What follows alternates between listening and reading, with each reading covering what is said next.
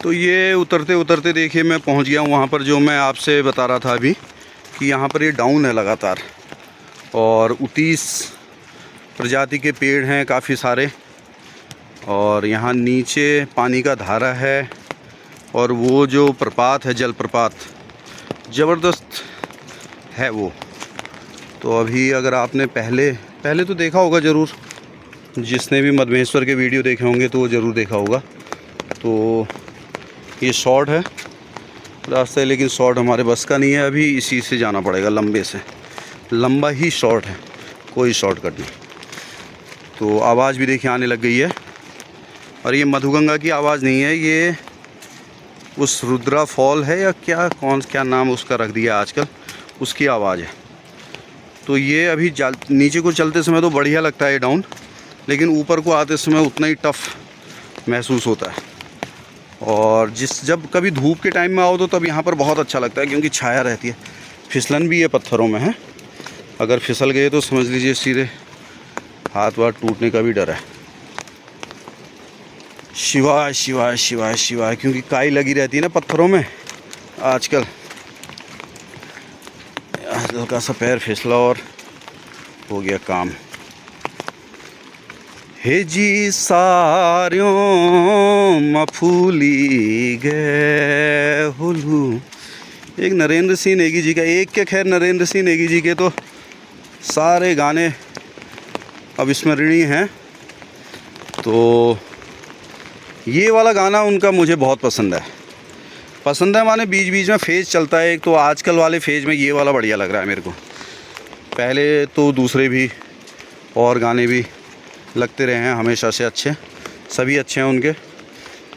तो हे जी सार्यों में फूली गए होली।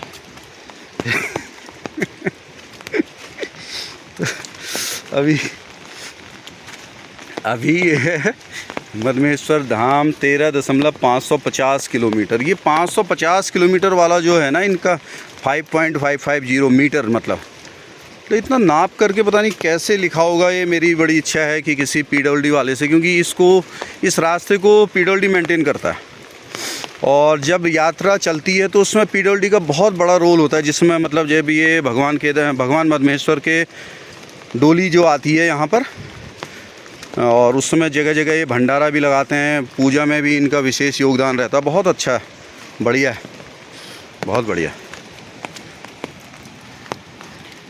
तो ये चल रही है, उतराई में हूँ मैं लगातार। तो अभी रांसी गांव पहुंचने से पहले कल मुझे मुर्गियां भी दिखी थी, जंगली मुर्गियां, बहुत सुंदर सुंदर, पूरा मतलब उनका फुल फैमिली थी, मुर्गा था, मुर्गी, बच्चे, सब कुछ था। एक बार रुद्रनाथ जाते समय भी दिखाई दिए हुए थे काफ़ी सारे मुर्गे, और वो तो मुर्गे ऐसे थे, वो जैसे यहाँ वाले मुर्गे तो भागते हैं, वो तो भाग भी नहीं रहे थे, वहीं पर बस आप चलते जाओ और वो चुगते रहेंगे, जंगली मुर्गी।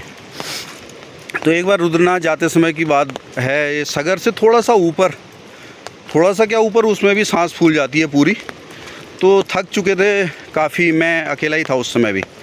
तो मैंने पूछा उनसे कि अरे कितना है ऊपर अभी, उस जगह का नाम भूल रहा हूँ, और एक टेंट लगा करके रहते हैं काफ़ी टाइम से, मतलब बहुत समय हो गया वो रहते ही थे वहाँ।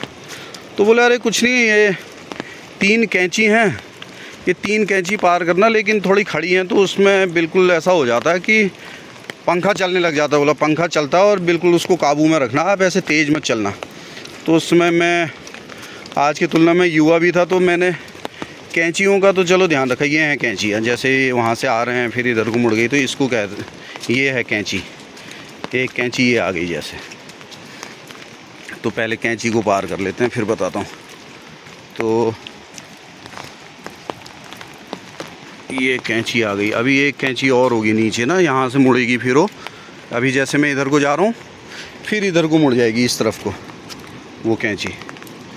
तो जब मैं वहाँ पहुँचा तो आज की तुलना में तो मैं युवा था काफ़ी, तो मैं सोचा पंखा, पता नहीं कौन सा पंखा घूमेगा, हमारा कौन सा पंखा घूमेगा।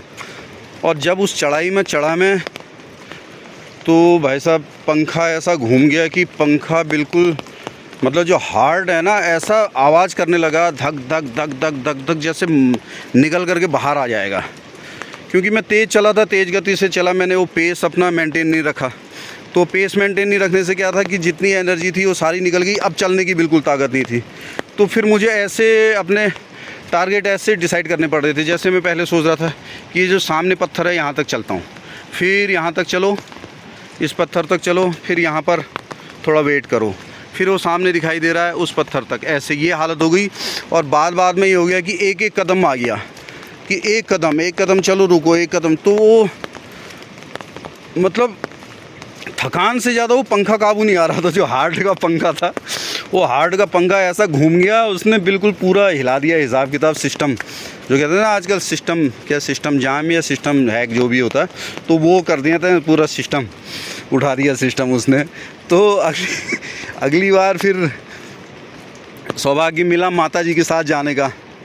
तो माता जी की एज तो बहुत ज़्यादा हमसे है, और लेकिन उन लोगों में वो ये कि वो धर्म के, अपने आस्था के नाम से उन लोगों को कोई थकान ऐसी कुछ नहीं लगती है, और एनर्जी हो ना हो, उन्हें उस चीज़ से कोई मतलब नहीं है। उनको तो भगवान लेकर के जाते हैं बस सब अपने साथ, कोई ऐसी उनको दिक्कत नहीं रहती। लेकिन तो मैंने उनको पहले ही वार्न कर दिया, मैंने कहा भाई अभी ये आएगा, ये कैंची आएंगी, और कैंची में बिल्कुल पंखे में काबू रखना है, जितना स्लो हो सके उतना स्लो चलो, क्योंकि अगर पंखा एक बार यहाँ बिगड़ गया तो यहाँ पंखे को ठीक कराने की व्यवस्था कुछ है नहीं।